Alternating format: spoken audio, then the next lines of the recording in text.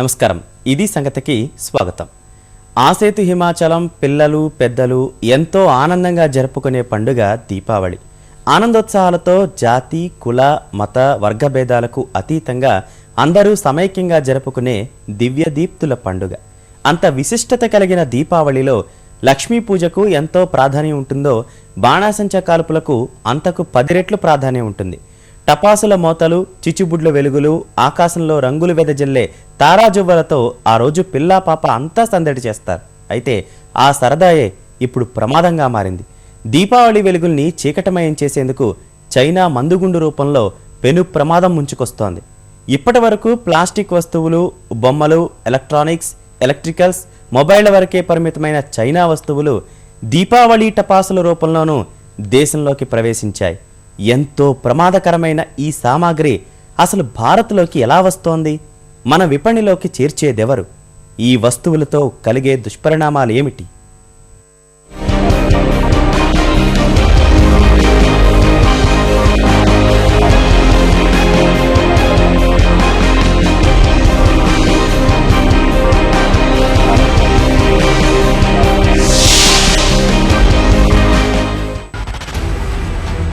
భారత విపణిలోకి చైనా టపాసులు. మన పర్యావరణానికి చైనా టపాసుల తూట్లు.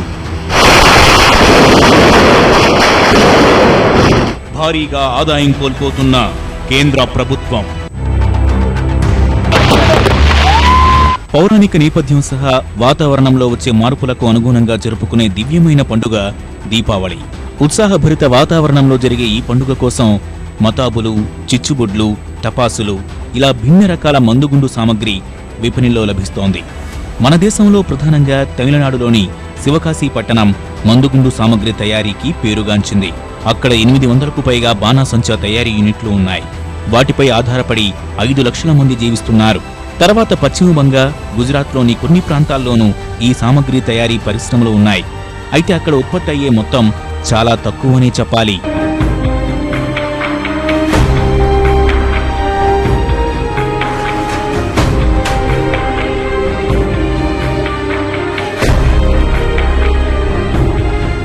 తెలుగు రాష్ట్రాల్లో అన్ని ప్రాంతాలకు శివకాశి నుంచే దీపావళి మందుగుండు సరఫరా అవుతోంది.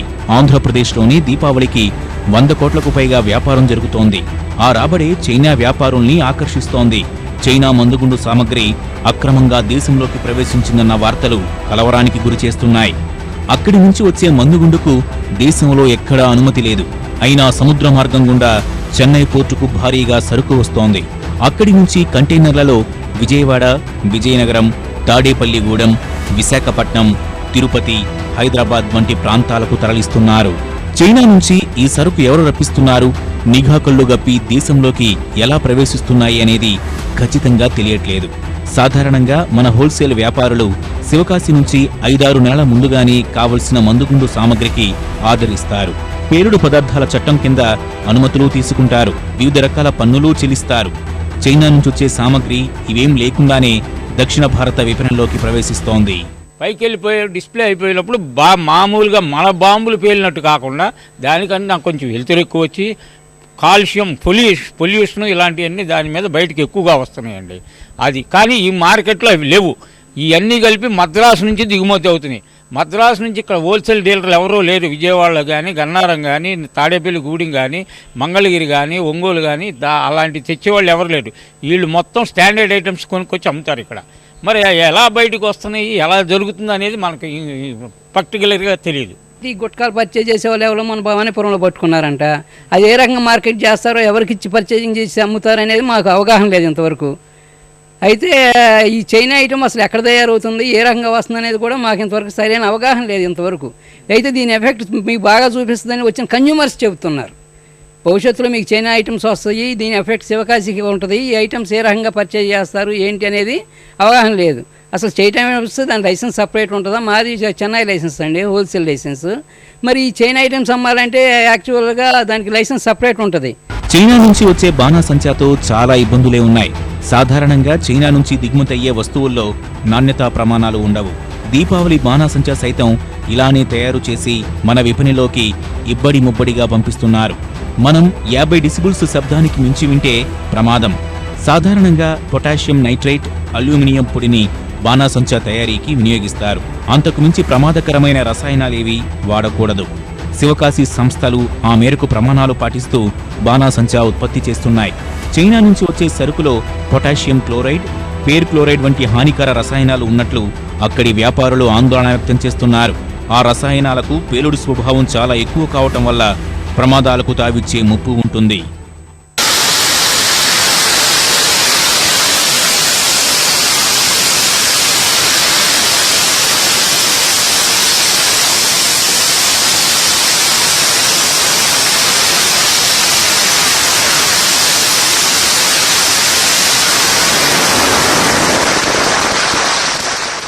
హానికర రసాయనాల కారణంగా చైనా టపాసులు మామూలు కంటే 6 రెట్లు అధిక శబ్దంతో పేలుతాయి. అలాగే అవి విడుదల చేసే కాలుష్యం కూడా ఎక్కువే. వీటి ద్వారా వచ్చే పొగతో కళ్ళు, ముక్కు, గొంతు మండుతాయి. కళ్ళ వెంట నీళ్లు వస్తాయి. చర్మ వ్యాధులకు ఆస్కారం ఉంటుంది. అందుకే చైనా సంస్థల ఉత్పత్తులను మన దేశంలో నిషేధించారు. ఇన్ని ప్రమాదాలున్నాయి కాబట్టి వీటిని వాడటం క్షేమం కాదని పర్యావరణవేత్తలు హెచ్చరిస్తున్నారు. అయినా దొడ్డిదారిన హద్దులు దాటి దిగుమతి అవుతోన్న చైనా సరుకును నియంత్రించాల్సిన బాధ్యత ప్రభుత్వ శాఖలపై ఉంది. చైనా సరుకును గుర్తించి ప్రజలు సైతం అప్రమత్తంగా ఉండాలని అధికారులు సూచిస్తున్నారు. కంప్లీట్ కంట్రోల్ చేయలేకపోయినా కొంత మనం ఒక ప్రారంభం అనేది చేస్తే వీటిని నియంత్రించాలి. ప్రత్యేకంగా ఈ చైనా నుంచి దిగుమతి చేసుకునే ఈ టపాసుల్ని దానిలో ఏ విధమైన ప్రమాదకరమైన ఉండయో మనకు తెలవదు. కాబట్టి అటువంటి వాటిని మన దేశాన్ని విదేశాన్ని తీసుకుని దిగుమతి చేసేటప్పుడు కంపల్సరిగా మనం వాటిని నియంత్రించాల్సిన అవసరం ఉంది. ఇది ఒక దీపావళిగానే కాదు, అనేక సందర్భాల్లో వాటిని వాడుతున్నారు. ప్రతి ఈవెంట్లోనూ వాటిని వాడుతున్నారు. కంపల్సరిగా వాటిని నియంత్రించాల్సిన అవసరం ఉంది. ఇటీవల తెలుగు రాష్ట్రాల్లో కస్టమ్స్ అధికారులు జరిపిన దాడుల్లోనూ చైనా మందుగుండు సామగ్రి పట్టుబడింది. భారీగా బయటపడ్డ నిల్వలు అధికారుల్ని సైతం నివ్వెరపోయేలా చేశాయి. గతంలో హైదరాబాద్, విశాఖపట్నం వంటి నగరాల్లో మాత్రమే చైనా సామగ్రి దొరికేది. ఇప్పుడు తెలుగు రాష్ట్రాల్లోని అన్ని ప్రాంతాల్లోనూ చైనా తయారీ బాణాసంచా విస్తరించేసిందన్న సమాచారంతో కలవరపడిన అధికారులు ఈ వ్యవహారం మూలాలపై దృష్టి సారించారు. చెన్నై నౌకాశ్రయం నుంచి మందుగుండు సామగ్రి తరలింపుతో పాటు ఎక్కడ నిల్వ చేస్తున్నారు, ఎవరి ద్వారా విక్రయాలు సాగిస్తున్నారనే అంశాలపై విచారణ చేస్తున్నారు.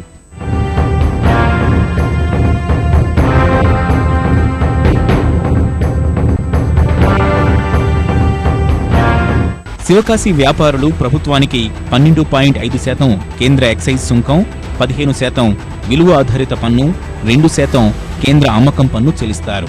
చైనా నుంచి వచ్చే సామగ్రి ఇలాంటివేమీ చెల్లించకపోవటం ఆర్థిక వ్యవస్థకు నష్టం చేస్తోంది. శివకాశి బాణాసంచాకు ఉపయోగించే పదార్థాలకు ఒక సంచికి 250 రూపాయలు వెచ్చించాల్సి ఉంటుంది.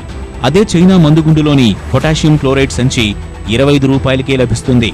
అందుకే శివకాశి ధరల కంటే అత్యంత తక్కువ ధరకు చైనా టపాసుల్ని చిరు వ్యాపారులకు సరఫరా చేస్తారు. లాభాలు ఎక్కువగా వస్తాయని ఆశించి వ్యాపారులు వాటిని ప్రజలకు విక్రయిస్తున్నారు. మామూలు వాటిలో 33% వరకు లాభాలుంటే చైనా బాణాసంచా అమ్మితే 125% వరకు లాభాలు వస్తాయి.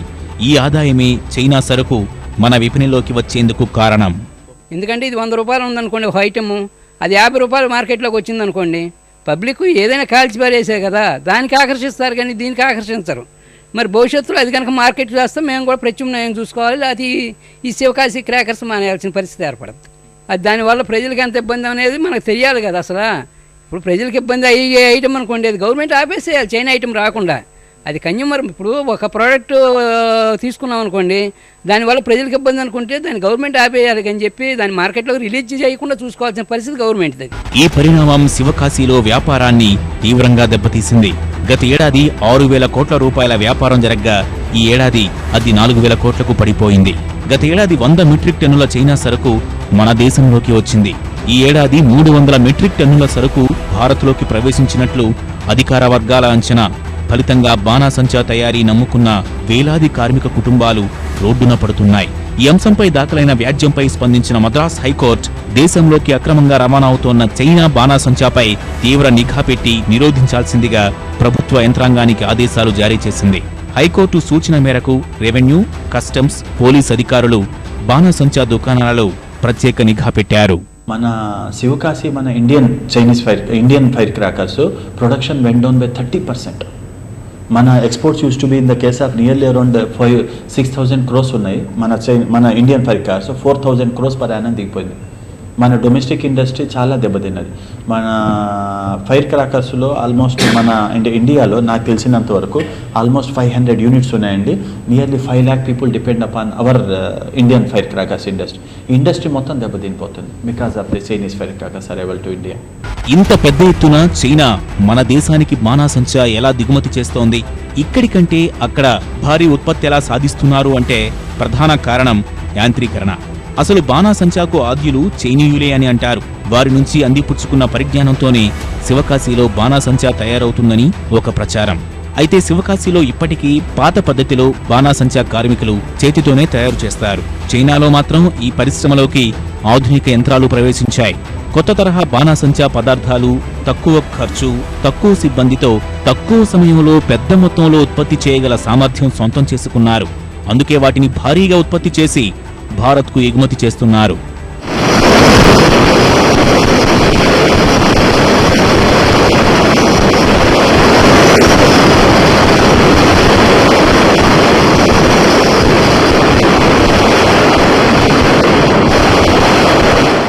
అన్ని రకాలుగా నష్టం చేకూర్చే ఈ చైనా మతాబులు కొనుగోలు చేయకుండా ప్రజలు అప్రమత్తంగా వ్యవహరించాలి. ఆకట్టుకునేలా ప్యాకింగ్, అందమైన బొమ్మలు, రంగురంగుల కాగితంతో చైనా మందుగుండు సామగ్రి తయారవుతోంది. వీటిని హోల్సేల్ షాపుల్లో నేరుగా అమ్మరు. చిన్న చిన్న దుకాణాలు, తోపుడు బండ్ల ద్వారా విక్రయించేలా అక్రమార్కులు ప్రత్యేక ఏర్పాట్లు చేసుకుంటున్నారు. కాబట్టి దీపావళి సందర్భంగా బాణాసంచా కొనుగోలు చేసేటప్పుడు ప్రజలు మరింత జాగ్రత్త తీసుకోవాలి. లేదంటే పర్యావరణ కాలుష్యం సహా అనేక ప్రమాదాలు జరిగే అవకాశం ఉంది. చైనా డ్రాగన్ దీపావళి వెలుగుల్లోకి ప్రవేశిస్తుంది. భారత ఆర్థిక వ్యవస్థకు సవాల్ విసురుతోంది. దొడ్డిదారణ మన దేశ మార్కెట్లోకి ప్రవేశిస్తూ అధికారులను సైతం నివేరిపోయేలా చేస్తోంది.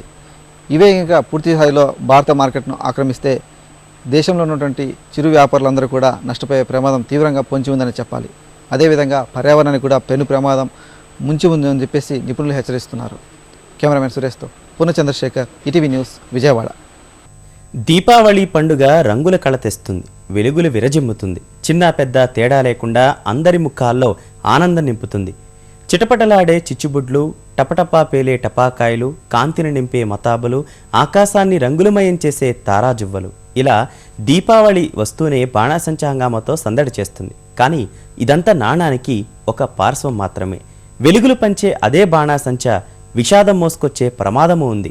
టపాసుల మోతతో మన సంతోషాలకే కాక పర్యావరణానికి, పెంపుడు జంతువులకు తీరని ముప్పు పొంచి ఉంది.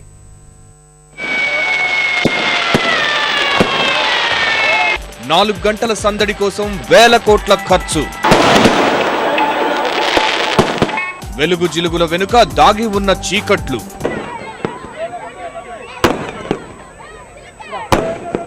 అత్యుత్సాహంతో పర్యావరణం, ఆరోగ్యానికి పొంచిన ముప్పు.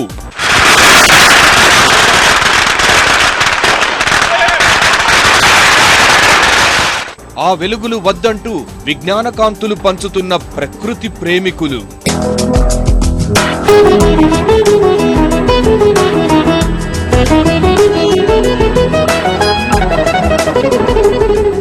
ప్రకృతికి, మానవాళికి మేలు చేయడం దివ్వెల పండుగ దీపావళి ముఖ్య ఉద్దేశం. వర్ష ఋతువు, శరదృతువుకి మధ్య నేల తడిసి ఎండ తీక్షణంగా ఉండకపోవడం వలన ఈ కాలంలో సూక్ష్మ క్రిములు విపరీతంగా పెరిగిపోతాయి. దీపావళి నాడు వెలిగించే దీపాల కాంతి, వేడికి వాటి వృద్ధి తగ్గుతుంది. ఇంటింటా దీపతోరణాలు కళ్లకు కాంతిని, మనసుకు ఉత్సాహం కలిగిస్తాయి. ఆ కాంతులు ఎవరికి వారు కొత్తగా కనిపించేలా చేస్తాయి.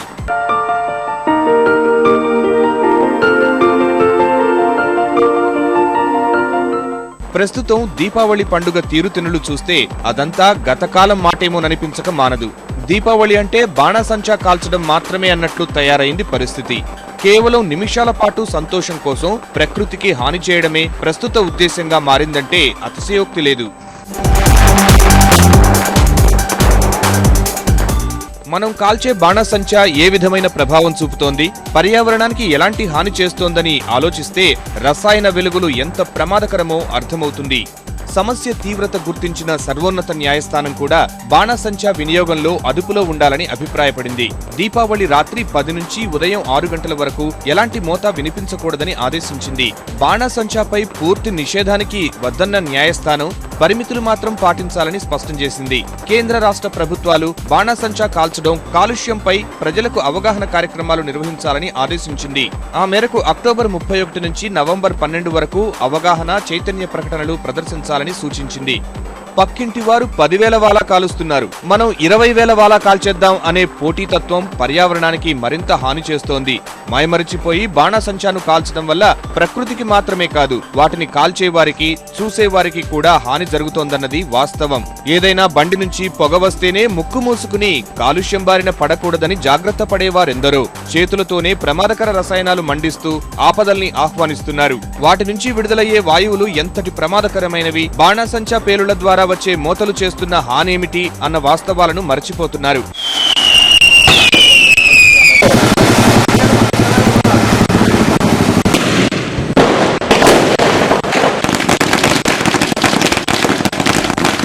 దీపావళి పండుగ అసలు ఉద్దేశం మరిచి బాణాసంచా వెలుగులతో ముప్పు తెచ్చుకుంటున్న తీరుపై పర్యావరణం, ఆరోగ్య నిపుణులు ఎప్పటినుంచో హెచ్చరిస్తున్నారు. బాణాసంచా తయారీకి వినియోగించే రసాయనాలు కొన్నింటిని చేత్తో పట్టుకోవడం కూడా ప్రమాదకరమేనని, అలాంటి వాటిని పెద్ద మొత్తంలో ఒకే చోట కాల్చడం అంటే సమస్యలు తెచ్చుకోవడమేనంటున్నారు. అసలింతకీ బాణాసంచాలో వినియోగించే రసాయనాలేమిటి, వాటిని వినియోగించడం వల్ల జరిగే హాని ఏమిటి అని తెలుసుకుంటే వణుకు పుట్టక మానదు. కాపర్తో శ్వాస సంబంధిత వ్యాధులు, కాడ్మియంతో అనీమియా సహా మూత్రపిండ సమస్యల ముప్పు పొంచి ఉంటుంది. సీసం నాడీ వ్యవస్థని దెబ్బతీస్తుంది. సోడియం చర్మానికి హాని చేస్తుంది. భాస్వరం, గంధకం, సురాకారం, అమ్మోనియం నైట్రేట్ ఇలా బాణాసంచాలో వినియోగించే అనేక రసాయనాలు ఆరోగ్యానికి హాని చేసేవే. అందుకే వాటికి దూరంగా ఉండాలని నిపుణులు సూచిస్తున్నారు. టపాసులు కాల్చినప్పుడు వచ్చే పొగలో సల్ఫర్ డయాక్సైడ్, నైట్రోజన్ ఆక్సైడ్, ధూళి రేణువులు పర్యావరణానికి తీవ్ర హాని చేస్తాయి. ముఖ్యంగా సల్ఫర్ డయాక్సైడ్ క్యూబిక్ మీటర్ గాలిలో 80 మైక్రోగ్రాములకు మించరాదు. కానీ టపాసులు అత్యధికంగా కాల్చినప్పుడు 450 నుంచి 500 మైక్రోగ్రాములకు చేరుకుంటుంది. ఊపిరితిత్తులకు హానితో పాటు తీవ్రమైన దగ్గుకి కారణమవుతుంది. నైట్రోజన్ ఆక్సైడ్ పరిమితి క్యూబిక్ మీటర్ గాలికి 80 మైక్రోగ్రాములు మించరాదు. దీపావళి రాత్రుల్లో అది 450 నుంచి 500 మైక్రోగ్రాముల వరకు పెరిగి కళ్ళు, ముక్కు మండుతాయి. శ్వాసకోశాలకు ఇబ్బంది కలుగుతుంది. క్యూబిక్ మీటర్ గాలిలో 100 మైక్రోగ్రాములు మించకూడని ధూళి రేణువులు 300 మైక్రోగ్రాములు దాటి తీవ్ర శ్వాసకోశ సమస్యలు వస్తాయి. ఇవన్నీ గమనించైనా తప్పదు, బాణాసంచా కాల్చాలనుకుని నిశ్చయించుకున్న వారు కనీసం తక్కువ రంగులు వచ్చే వాటిని వినియోగించి పర్యావరణం, చుట్టుపక్కల వారి ఆరోగ్యానికి జరిగే హాని కొంతైనా తగ్గించాలని నిపుణులు విజ్ఞప్తి చేస్తున్నారు. బాణాసంచా వల్ల వాయు, శబ్ద కాలుష్యంతో పాటు ఘన వ్యర్థాలు పెద్ద మొత్తంలో పేరుకుపోతున్నాయని, వాటిని సరిగ్గా నిర్వహించకుండా నేరుగా నదులు, సముద్రాల్లోకి డ్రైనేజీల ద్వారా వదిలేస్తున్న పరిస్థితి ఉందని, ఆ రసాయనాలు నీళ్లలోకి చేరి అక్కడి జీవరాశికి ప్రమాదం తలపెడుతోందని స్పష్టం చేస్తున్నారు. ఈ క్రాకర్స్ వల్ల ఆనందం పొందుతామో అట్లాగే మనం యాక్చువల్గా ఏంటంటే రకరకాలైన కాలుష్యాలని మనం జనరేట్ చేయటం వల్ల షార్ట్ టర్మ్లో అయినా సరే మనకి యాక్చువల్గా కొంత హెల్త్ మీద బాగా ఇంపాక్ట్స్ ఉన్నట్టుగాను, తర్వాత అదేవిధంగా క్వాలిటీ ఆఫ్ ఎయిర్ తగ్గుతుంది, క్వాలిటీ ఆఫ్ వాటర్ కూడా తగ్గుతుంది. మండడం ద్వారా వచ్చే పొగతో గాలి కాలుష్యం అవుతుందని, మరోవైపు పెద్ద పెద్ద శబ్దాలతో కర్ణభేరి దెబ్బతింటుందని వైద్యులు హెచ్చరిస్తున్నారు. అదే పనిగా ఎక్కువ సమయం భారీ శబ్దాలతో జరిగే పేలుళ్లతో రక్తపోటు పెరుగుతుందని, జాగ్రత్తగా ఉండాలని సూచిస్తున్నారు. కొంతమందిలో గుండెపోటు ప్రమాదము ఉందని, అలాంటి వారి విషయంలో అప్రమత్తంగా ఉండాలని చెబుతున్నారు. బాణాసంచా కాల్చడం వల్ల కర్ణభేరికి ప్రమాదం ఉంది. 90 డెసిబుళ్లకు మించి శబ్దాలు వింటే కొందరికి తాత్కాలిక చెవుడు, మరికొందరికి దీర్ఘకాలిక చెవుడు వచ్చే ముప్పు ఉంది. చిన్నపిల్లల కర్ణభేరి సూక్ష్మ నాడులు దెబ్బతింటాయి. వృద్ధులకు శాశ్వత చెవుడు రావచ్చు. ఒకే చోట అధిక ధ్వనినిచ్చే టపాసులు కాల్చితే పర్యవసానాలు ఎదుర్కోక తప్పదు. బాణాసంచా వెదజల్లే మెరుపులు, ఇతర కార్బన్ పదార్థాలు పొరపాటున కంటో పడితే కళ్లకు ముప్పే. గాఢమైన వాయువులు వెలువడే సంబరాల వల్ల ఆస్తమా బాధితులు ఎంతో జాగ్రత్తగా ఉండాల్సి ఉంటుంది. It is a symbol of happiness. It is a celebration of happiness. But at the same time, దీపావళికి క్రాకర్స్ కాల్చడం అనే పండగ చేసుకునే టైంలో శారీరకంగా జరిగే కొన్ని ప్రమాదాల నుంచి, ఎన్విరాన్మెంటల్గా వాతావరణంలో మనం కాల్చిన సామాన్ల వల్ల వచ్చిన కాలుష్యం గురించి, ఇండైరెక్ట్గా మళ్ళీ శరీరానికే జరిగే డ్యామేజెస్ గురించి, వీటన్నిటి గురించి ఆలోచిస్తే కనుక మరి దీపావళి సామాన్లు కాల్చేటప్పుడు చాలా జాగ్రత్తలు తీసుకోవాల్సిన అవసరం ఉంది. ఇక పెంపుడు జంతువులు. ఏడాదిలో మనకు ఇష్టమైన పండుగల్లో దీపావళి ఒకటి కావచ్చు. జంతువులకు మాత్రం తంటాలు అన్నీ ఇన్ని కావు. సాధారణంగా పెంపుడు జంతువులైన కుక్క, పిల్లి లాంటివి 50 డెసిబుల్స్ దాటిన శబ్దాలను వింటే విపరీతంగా ప్రవర్తిస్తాయి. కొన్నిసార్లు వాటి కన్నభేరి బద్దలయ్యే ప్రమాదము ఉంటుంది. అతి ధ్వనులు విన్న జంతువులు ఇంటి నుంచి పరిగెత్తి రోడ్డు ప్రమాదాల బారిన పడడం, కరవడం వంటివి చేస్తాయి. రాకెట్లు, భూచక్రాలు కాల్చినప్పుడు పెంపుడు జంతువులకు తగిలి గాయాల పాలవుతాయి, వణుకుడు బారిన పడతాయి. అందుకే దీపావళి సందర్భంగా వాటి విషయంలో తగిన జాగ్రత్తలు తీసుకోవాలనేది జంతు ప్రేమికుల విజ్ఞప్తి. బాణాసంచా కాల్చడం ద్వారా జరిగే ఈ నష్టం గ్రహించి దేశవ్యాప్తంగా పర్యావరణ హిత దీపావళిని జరుపుకునేందుకు ముందుకు వస్తున్న వారు ఎంతో మంది ఉన్నారు. ఏళ్ల తరబడి అదే పనిగా ప్రచారం చేస్తున్న వారు అనేక మంది.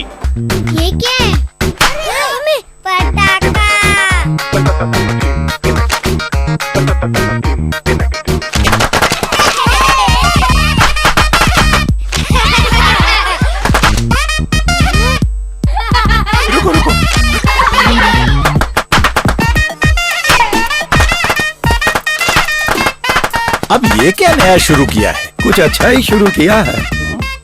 Happy Diwali. Happy Diwali. Surat environment విభాగానికి చెందిన ఇంజనీరింగ్ విద్యార్థులు క్రాకర్ ఫ్రీ దీపావళి నినాదంతో పాఠశాలల్లో విద్యార్థులకు అవగాహన కల్పిస్తున్నారు. కనీసం 10,000 మంది విద్యార్థులతో విజ్ఞాన దీపాలు వెలిగించే లక్ష్యంతో ముందుకెళ్తున్నారు. సాగర నగరి విశాఖ హుద్హుద్ విలయం తరువాత చూపిన స్ఫూర్తి ఎంతో ఆదర్శంగా నిలిచింది. బాణాసంచా లేకుండా దీపావళి చేసుకోవచ్చని విశాఖ వాసులు నిరూపించారు. విశాఖ దయాళ్ నగర్ కాలనీకి చెందిన 300 కుటుంబాలు అనేక ఏళ్లుగా పర్యావరణ హిత దీపావళినే చేసుకుంటున్నారు. పర్యావరణం కాపాడుకోవాల్సిన ఆవశ్యకతను అర్థం చేసుకుని అక్కడి పిల్లలు కూడా అదే బాటలో నడుస్తున్నారు. ఆ రోజు అందరూ ఒక రకంగా ఎంజాయ్ చేస్తే మేము ఇంకో రకంగా ఎంజాయ్ చేసుకుంటాం. మేము కాలనీ అందరం కలిసి మొత్తం కల్చరల్ ప్రోగ్రామ్స్ అన్నీ చేసుకొని పర్యావరణ హితంగా చేసుకుంటాం. కానీ అందులో కూడా చాలా ఎంజాయ్మెంట్ ఉంటుంది. క్రాకర్స్ కాల్చినంత మాత్రాన అంత ఇదేమీ ఉండదు కదా. దీపావళి అంటే వెలుగులు నింపడమే కానీ క్రాకర్స్ కాల్చడం కాదు. సో అందరూ మ్యాక్సిమం కాల్చకుండా ఉండడానికే ట్రై చేయండి. అది మనకి మంచిది, చుట్టుపక్కల ఉన్న వాళ్ళకి అందరికీ మంచిది. ప్రతి ఒక్కరూ పర్యావరణం పట్ల అవగాహనతో బాణాసంచా వినియోగం తగ్గించుకోవాల్సిన అవసరం ఎంతో ఉంది. ఇప్పటికే కాలుష్యభరితమైన గాలిని మరింతగా పాడు చేయకుండా పర్యావరణ హితంగా పండుగను జరుపుకుంటే అందరికీ మంచిదనే ఆలోచన పెంపొందించుకోవాలి. కాలుష్య కారకాలు పంచే వెలుగులకు దూరంగా మట్టి ప్రమిదల కాంతులతో ఈ దీపావళి అందరి జీవితాల్లో వెలుగులు నింపాలని కోరుకుందాం.